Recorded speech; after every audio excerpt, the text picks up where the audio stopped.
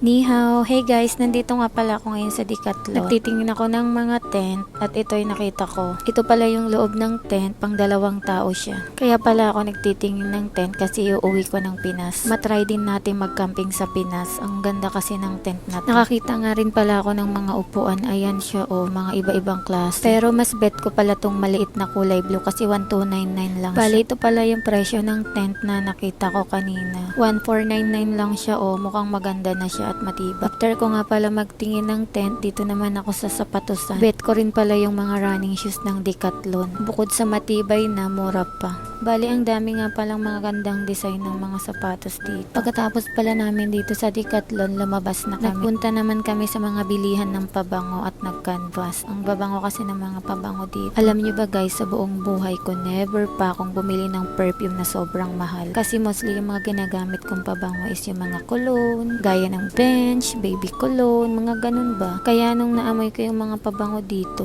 parang natitempt ako na bumili ba. Pero syempre, pag-iisipan ko talaga ng maraming beses kasi sobrang pricey nga, diba? Bali, after nga pala namin doon, pumasok naman kami dito sa loob at mag-grocery ako at mag-iimbak nga ako ng ibabagay ko sa Pinas. Alam nyo ba guys, bilang isang OFW, isa sa pinakamasarap sa pakiramdam ay yung makapagpadala ka ng package sa pamilya mo sa Pilipinas. Kahit sobrang magastos at sobrang hirap magbagahe, basta makita mo lang silang masaya at na-appreciate yung mga pinadala mo, sobrang sarap sa pakiramdam. Kasi yung happiness nila is happiness mo rin. So yun na nga, wag na tayong magdrama at mamili na tayo. Charis!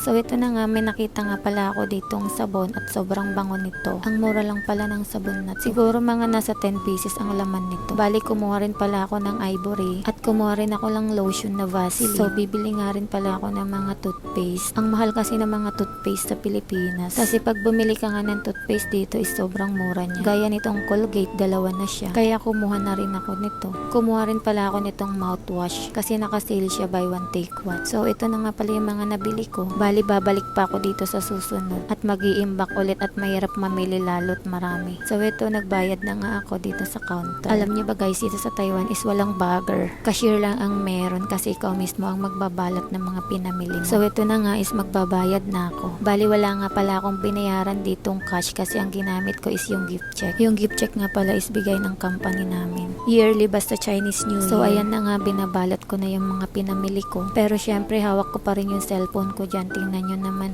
O diba? Self-service ang peg. Ewan ko ba ba't dito sa Taiwan wala silang bagger. Hindi gaya sa Pinas na may bagger na sila mismo nagbabalot ng mga pinamili. So ito na nga yung mga nabili ko. Dahil dyan, uuwi na tayo. Nag-aabang na nga rin kami ng bus pa uwi. So hanggang dito na lang guys. Bye!